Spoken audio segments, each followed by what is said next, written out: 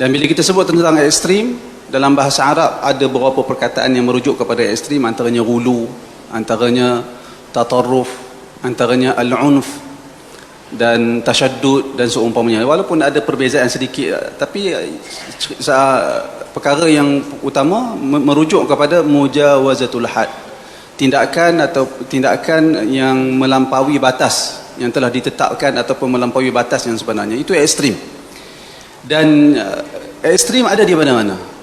Kalau Ustaz Mak Rizal tanya kepada saya bagaimana menghadapi, maka wallahu ta'ala alam, antara perkara yang perlu kita, cara yang kita tangani, yang boleh kita tangani pemikiran yang ekstrim, antaranya iaitulah dengan nasihat, dengan melaksanakan nasihat sesama orang Islam, seperti mana diperintahkan oleh Nabi SAW, dinyatakan oleh baginda Nabi, ad-dinun nasihat, agama itu adalah nasihat. Iaitulah kita perlu ada kemurnian jiwa untuk orang lain. Seperti mana kita nak kebaikan untuk diri kita, maka demikian juga kita nak kebaikan untuk orang lain. Kalau kita tengok di kalangan sahabat kita, ada berfikir secara ekstrim, ada bertindak secara ekstrim, maka tanggungjawab kita adalah menasihati dan mengendurkan dia. Kerana Islam itu sentiasa dia wasatiyah. Islam itu sentiasa pertengahan, dan yang terbaik sentiasa di antara pertengahan di antara dua sisi, iaitulah sisi melampau ifrat dan sisi cuai tafrid. Itu Islam. Ahli sunnah begitu. Bahkan ahli sunnah, semua pemikiran ahli sunnah kita akan dapat tengok dengan jelas pemikiran di antara pertengahan, pihak yang ekstrim. Satu ekstrim dari sudut melampau, satu lagi dari sudut cuai dalam mengamalkan agama. Itu ahli sunnah wal jamaah. Apabila kita sedar kita perlu memberi nasihat, melaksanakan nasihat sesama umat Islam, antara perkara yang perlu kita beri perhatian juga, terutamanya orang-orang agama, pada penilaian saya, orang-orang agama, iaitulah kita perlu berdakwah secara tawazun. Kita mengambil kira tawazun, iaitulah keseimbangan. Kalau kita tengok di dalam Al-Quran, Allah Subhanahu Wa Taala di dalam Al-Quran apabila menceritakan tentang nikmat syurga, selepas itu datang pula azab neraka. Dalam surah An-Naba, Allah Ta'ala cerita tentang inna jahannama kanat mirsada lit-taghina ma'abal labithina fiha ahqaba, sehingga beberapa ayat yang lain. Kemudian inna lil muttaqina mafazan hadaiqa wa a'naban wa kawa'iba atraba, sehingga ke akhirnya. Cerita tentang neraka, cerita tentang syurga.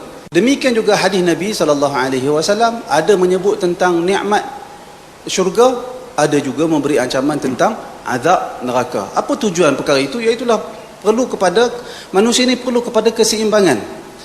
Kalau kita tak seimbang, hatta kalau membaca Al-Quran dalam bentuk tak seimbang, memahami agama dalam bentuk tidak seimbang, kita akan terpesong. Cuba kita tengok, cuba kita baca, cuba kita belajar, kita cuba perhatikan mengapa boleh timbul pemikiran khawarij yang ekstrim. Kerana mereka melebihkan, mereka memberi tumpuan dan fokus kepada ayat-ayat azab, menyebabkan mereka takutkan azab dari Allah Subhanahu Wa Taala. Lalu mereka bagaimana nak halang manusia dari melanggar perintah Allah? Tak ada jalan lain, beri ancaman yang berat. Siapa buat dosa besar, kafir.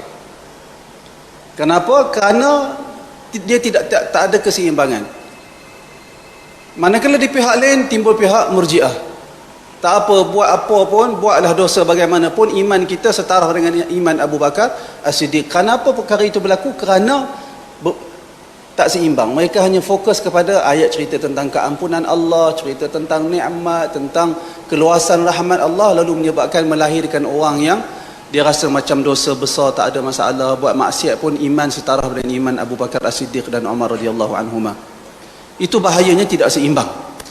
Kerana itu para ustaz, pada tanggapan saya, para ustaz perlu ambil perhatian perkara ini, iaitulah kita berdakwah dalam bentuk memberi keseimbangan. Sebagai contoh yang lain, kalau kita melihat masyarakat, kalau kita tengok masyarakat dalam cara terlalu longgar dengan pengamalan agama, maka tak sepatutnya kita banyak cerita tentang ayat-ayat Al-Quran dan hadis-hadis Nabi tentang keampunan. Sebaliknya kita kena cerita tentang ayat-ayat Al-Quran dan hadis tentang azab. Apabila umat nampak macam keras sangat beramal, ketat sangat, lalu peranan para pendakwah ialah menyampaikan ayat Al-Quran dan hadis yang berkaitan dengan rahmat dan keampunan Allah Subhanahu Wa Taala. Tujuan dia untuk seimbangkan masyarakat. Hari ini kita akan tengok sebahagian pihak umat Islam kebelakangan ni, kita tengok ada kecenderungan mewujudkan pendekatan hulu dan melampau terhadap Nabi SAW, sehingga diketengahkan sekarang ini pandangan yang mengatakan selawat ke atas Nabi SAW itu tidak perlu kepada ikhlas dan boleh riak. Cuba tuan-tuan tengok. Kita tengok dalam internet, sekarang ni semua orang guna internet. Ada orang-orang agama, belajar agama ataupun pelajar agama yang boleh bagi tahu berselawat ke atas Nabi lebih mulia daripada istighfar. Ini antara satu perkara yang berlaku disebabkan tak ada keseimbangan. Sepatutnya perlu seimbang. Kalau kita nak ajak masyarakat untuk memperbanyakkan selawat ke atas Nabi SAW, dalam masa yang sama kena perhatikan, kena terangkan kepada masyarakat, selain daripada itu banyak lagi zikir-zikir yang juga disyariatkan, juga afdal di dalam Islam. Bahkan Al-Imam Syafi'i rahimahullah menyatakan zikir yang paling afdal secara mutlak, secara itlaq, iaitulah zikir baca Al-Quran. Al-Imam Syafi'i sering sebut sebegitu, seperti yang dinyatakan oleh Al-Imam Nawawi dalam kitab Majmu'. Tiba-tiba hari ini ada orang mendakwa mazhab Syafi'i sayang kepada Nabi, membuat tindakan dan kenyataan seolah-olah zikir yang paling afdal sekali adalah selawat ke atas Nabi SAW. Sedangkan di dalam Al-Quran sebut ahli syurga itu wabil ashari hum yastaghfirun, pada waktu sahur itu mereka beristighfar.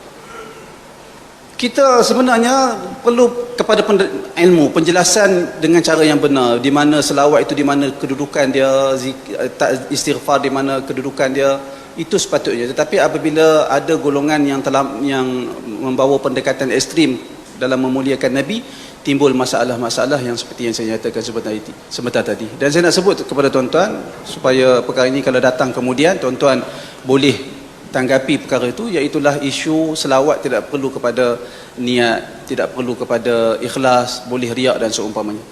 Perkataan-perkataan ini kita tidak nafikan, ada dinyatakan oleh beberapa fuqaha, kita tidak nafikan. Dengan kita memuliakan antara fuqaha yang ada sebut perkara ini, iaitu Al-Qalyubi di dalam hasyiah dia ada sebut selawat ke atas Nabi SAW boleh dilakukan sekalipun riak. Disebut, kita tidak nafikan kemuliaan Al-Qalyubi, ilmu dia kita tidak nafikan. Akan tetapi ulama fuqaha yang ada bukanlah Al-Qalyubi seorang saja. Ada para ulama yang lain, ada fuqaha yang lain, kesemua mereka membantah pandangan itu dan mereka membuktikan dengan alasan-alasan yang kuat. Antaranya selawat dengan tahlil kalimah tauhid la ilaha illallah, mana lebih utama? Mustahil untuk kita kata selawat. Mustahil. Kerana seseorang tidak akan masuk ke dalam Islam dengan selawat, tak akan masuk Islam dengan kalimah selawat. Seseorang masuk ke dalam Islam dengan kalimah tauhid la ilaha illallah wa Muhammad Rasulullah, itu masuk Islam. Kalimah la ilaha illallah jika diucapkan secara nifaq, berpura-pura, apakah Islam dia diterima di sisi Allah? Tak diterima. Bukti tak diterima wujudnya golongan munafik disebut dalam Al-Quran, disebut dalam hadis. Bagaimana kalimah yang lebih mulia daripada selawat memerlukan niat yang betul, tiba-tiba selawat tak perlu kepada niat yang betul? Mustahil. Mustahil perkara itu berlaku. Bahkan selawat, walaupun selawat itu bermakna kita minta daripada Allah agar mengurniakan kemuliaan kepada Nabi Muhammad SAW, berdasarkan satu pandangan ulama, perkara itu tentu memerlukan keikhlasan niat kepada Allah Subhanahu Wa Taala. Melakukan perkara itu kerana mengharapkan pahala dari sisi Allah Subhanahu Wa Taala. Maka pandangan yang mengatakan berselawat tidak perlu pada niat dan boleh dilakukan dengan niat riak, pandangan itu ditolak oleh ramai di kalangan para ulama, termasuk ulama-ulama sufi sekali. Termasuk ulama-ulama sufi, dan banyak perkataan-perkataan mereka yang menolak dakwaan-dakwaan yang mengatakan selawat tidak memerlukan kepada niat. Jadi tuan-tuan sekalian, dua perkara yang saya sebut di awal ini, perkara yang perlu kita perhatikan, iaitulah nasihat sesama orang Islam, sesama umat Islam, laksanakan nasihat dalam arti kata kita nakkan kebaikan kepada diri kita, kita nakkan kebaikan kepada orang lain seperti mana kita nak kebaikan untuk diri kita. Itu yang pertama. Dan yang kedua, penyampaian dakwah perlu disampaikan secara seimbang. Sebut tentang azab, sebut juga tentang nikmat. Sebut tentang selawat ke atas Nabi, sebut juga zikir-zikir kepada Allah yang lebih banyak diajarkan oleh Nabi SAW. Lebih banyak berbanding selawat. Bukan nak kata selawat tak boleh, boleh, tak ada masalah. Tetapi penjelasan tu bagaimana. Jangan sehingga sampai ke satu tahap seolah-olah zikir tu hanya satu sahaja, iaitulah selawat ke atas Nabi SAW. Jangan sampai jadi begitu.